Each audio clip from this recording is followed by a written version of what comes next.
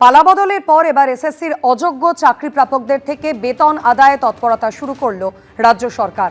School শিক্ষা দপ্তর থেকে জেলা শাসকদের চিঠি দিয়ে বলা হয়েছে, সুপ্রিম কোর্টের নির্দেশ মেনে সমস্ত অযোগ্য শিক্ষকদের থেকে বেতন উদ্ধার করতে হবে। 2025 সালের 3রা এপ্রিল সুপ্রিম কোর্ট জানায়, প্রশ্নাতীতভাবে যারা অযোগ্য হিসেবে চিহ্নিত বা দাগি অর্থাৎ টেন্টেড, তাদের চাকরি বাতিলের সঙ্গে বেতনও ফেরত দিতে হবে। কিন্তু সূত্রের খবর, এখনো পর্যন্ত সেই বেতন উদ্ধার করেনি প্রাক্তন রাজ্য সরকার।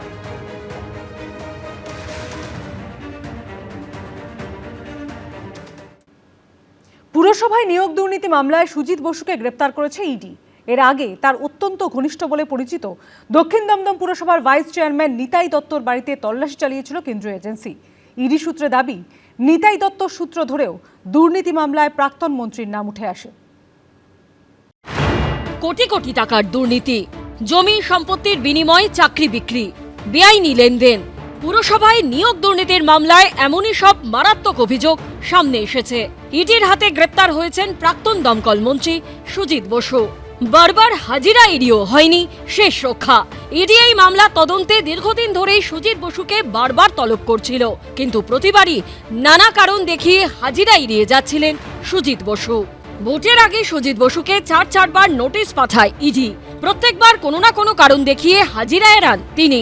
এমনকি হাজিরার নোটিশকে চ্যালেঞ্জ জানিয়ে হাইকোর্টেরও দ্বারস্থ হন তিনি। আদালতে সুজিত বসু আবেদন করেন, ভোটের পর 15ই মে ইডি দপ্তরে হাজির হবেন, কিন্তু হাইকোর্ট 1 মেতেই তাকে হাজিরার নির্দেশ দেয়। উপায় না পেয়ে সেদিন ইডির কাছে হাজিরা দেন সুজিত বসু। তাকে প্রায় 9 ঘন্টা জিজ্ঞাসাবাদ করেন ইডি আধিকারিকরা। 4 মে ভোটের ফল বেরোয়, কিন্তু 6 মে ইডি সুজিত বসুকে ডেকে পাঠালে ফের হাজিরা এড়ান তিনি। অবশেষে সোমবার ইডি দপ্তরে হাজির হন। প্রায় 10.5 ঘন্টা জিজ্ঞাসাবাদের পর তাকে গ্রেপ্তার করে ইডি। সরকারের দায়িত্ব দুর্নীতিবাজদেরকে আইনের সামনে নিয়ে আসা। প্রশাসন সেই কাজটা করবে, আইন তাদেরকে সাজা দেবে। ইডি সূত্রে দাবি, পুরনিয়োগ দুর্নীতির তদন্তে বারবারই সুজিত বসুর নাম উঠে এসেছে।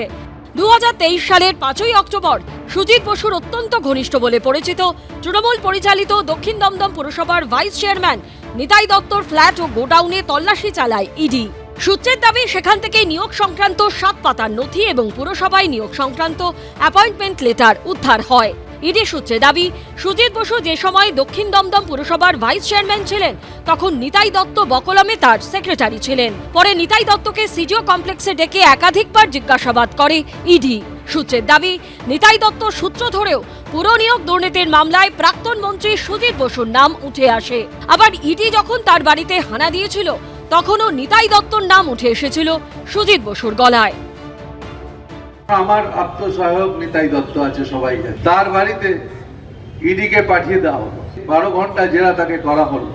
পুরনিয়োগ দুর্নীতির মামলা তদন্তে গত বছরের 10ই অক্টোবর লেকটাউনে দমকল মন্ত্রী সুজিত বসুর রেস্তোরাঁ, তার সল্টলেকের অফিস, গোলাঘাটায় দমকল মন্ত্রীর ছেলে সমুদ্র বসুর রেস্তোরাঁ লাউঞ্জ বারে তল্লাশি চালায় ইডি।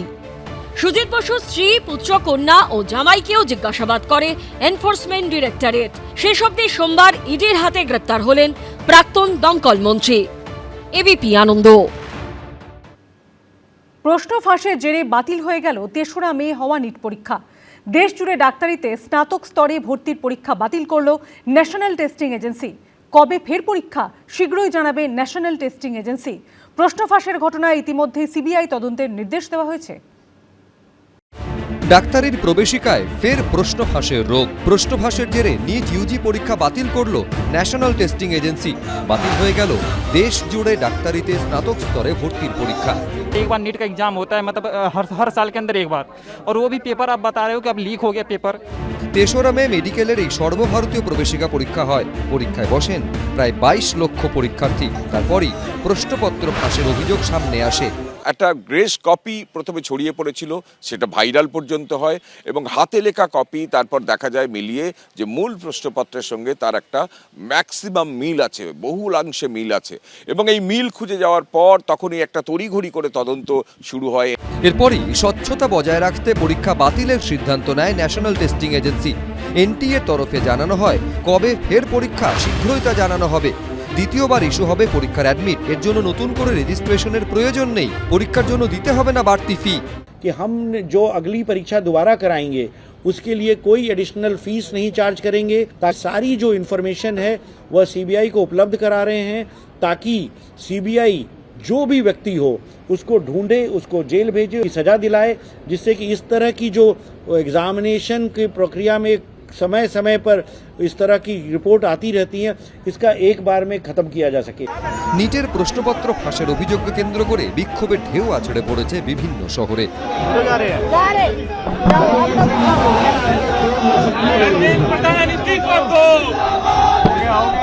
দিল্লির এনটিএ অফিসে বিক্ষোভ দেখায় ন্যাশনাল স্টুডেন্টস ইউনিয়ন অফ ইন্ডিয়ার সদস্যরা। एनटीए नहीं कर पा रही है, एग्ज़ाम क्लियरली नहीं करवा पा रही है, हर बार ही लीक करवा देती है। अब हमें एनटीए पे ट्रस्ट नहीं है। পরীক্ষা বাতিল হওয়ায় ক্ষোভ আছড়ে পড়েছে এ রাজ্যের পরীক্ষার্থীদের মধ্যেও। আমরা যে কঠিন যে পরিশ্রমটা করেছি, আমরা যে এত মানে এক বছর 2 বছর যে আমরা খেটেছি, যে আমরা মানে এই যে স্যাক্রিফাইসগুলো করেছি, এই টোটাল স্যাক্রিফাইসটাতে একটা বাধা পড়ে গেল। তো সেই বাধাটা পেরিয়ে আমাকে এখন ডাক্তারিটা পড়তে হবে। 3টে ধাপে চেকিং, ফার্স্টে একজন চেকিং করছে, তারপরে পুলিশ চেক করছে, তারপর সেখানে চেক। তারপরেও যখন আমরা দেখি যে নিটের কোয়েশ্চেন পেপার লিক হয়ে গেছে, পুরো পরীক্ষাটাই বাতিল হয়ে যায়, যেটা এত বড় গাফিলতি যে কি করে মানে অলমোস্ট এভরি অল্টারনেটিভ ইয়ার কোয়েশ্চেন পেপার লিক হয়ে যাচ্ছে। প্রশ্ন ফাঁসের ঘটনায় ইতিমধ্যেই সিবিআই তদন্তে নির্দেশ দেওয়া হয়েছে। তদন্তকারী সূত্রে খবর, রাজস্থান পুলিশের স্পেশাল অপারেশন গ্রুপ ইতিমধ্যেই 18 জনকে আটক করেছে। তদন্তকারী সূত্রে খবর, পরীক্ষার আগে থেকে বিভিন্ন সমাজ মাধ্যমে প্রশ্নপত্র ঘুরে বেড়াচ্ছিল। একটি হোয়াটসঅ্যাপ গ্রুপেরও সন্ধান পায় তদন্তকারীরা। রাজস্থানের সিকার জেলা থেকে প্রশ্নপত্র ছড়িয়ে পড়ে বলে দাবি তদন্তকারীদের। 2024 সালেও এই মে মাসেই নিটের প্রশ্ন ফাঁস হয়। সেবার ফাঁস হয় নিট পিজির প্রশ্নপত্র। 2 বছর পর ফের সেই পরীক্ষাতেই প্রশ্ন ফাঁসের অভিযোগ ঘিরে তুঙ্গে উঠেছে রাজনৈতিক চর্চা। এক্সপোস্টে লোকসভার বিরোধী দলনেতা রাহুল গান্ধী লিখেছেন, 22 লক্ষেরও বেশি ছাত্রছাত্রীর কঠোর পরিশ্রম, ত্যাগ আর স্বপ্ন ভেঙে চুরে তছনছ হয়ে গিয়েছে। প্রধানমন্ত্রীর তথাকথিত অমৃতকাল দেশের জন্য 20 কালে পরিণত হয়েছে। পরীক্ষার বেনিয়মটা আমরা বলতে পারি, কিন্তু এটা কিন্তু পরীক্ষার দুর্নীতি বলা যাবে না, কেন বেনিয়মটাই তো ধরেছি আমরা। পরীক্ষা যদি এই বেনিয়মের পরেও কোনো সরকার ধরতে না পারতেন এবং তারপরে পরীক্ষা হয়ে যেত, কিছু ক্যান্ডিডেট পেতেন, কিছু ক্যান্ডিডেট পেতেন না, সেখানে কিন্তু দুর্নীতির শুরু। আটকানো গেছে এবং সেটা পরীক্ষা বাতিল হয়েছে। প্রশ্ন ফাঁসের এই জাল কত দূর বিস্তৃত, কারা কারা এর সঙ্গে জড়িত, সেই প্রশ্নের উত্তর খুঁজছেন তদন্তকারীরা। কৃষ্ণেন্দু অধিকারী, সন্দীপ সরকার, এবিপি আনন্দ। এবিপি আনন্দ, এগিয়ে থাকে, এগিয়ে রাখে।